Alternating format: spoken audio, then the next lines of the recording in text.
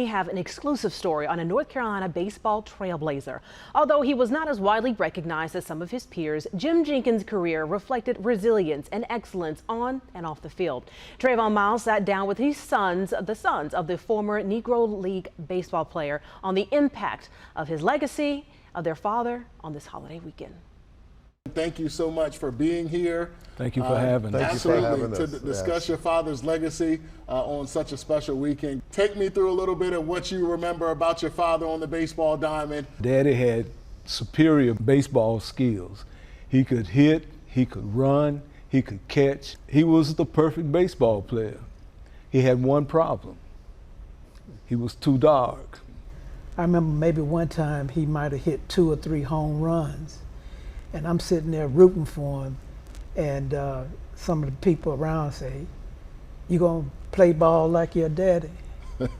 And with my little bird chest stuck out, yeah, I'm gonna do that. Daddy was also, he was the community father. We lived across the street from a playground, and he would have a various number of individuals out there teaching them fundamentals, how to throw the ball, how to hit the ball.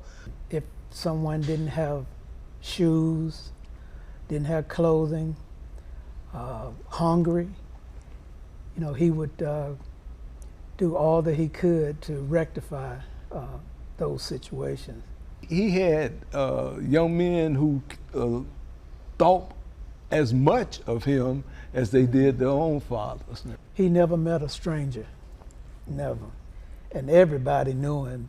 You guys also detailed a friendship with Hank Aaron, yes. The great Hank Aaron. We loved baseball coming up, and Dad would take us to the Atlanta Braves games, and it was always, you know, Hank Aaron would have some tickets, beautiful seats and things, and I remember that. And even as latter years went on, my father got in contact with Hank Aaron, and I went down to West Palm Beach, Florida, spring training. He could see you guys now sitting in this studio talking about his legacy.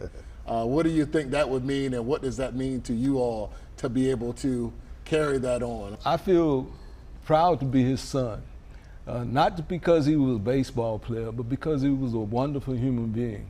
The things that he had done and instilled in us will always be a part of my life. Dad, got a grandson down here that might be able to hit that ball like you can, you know, and got a couple of them. I think that might, who knows, might get a chance to see what that legacy is about.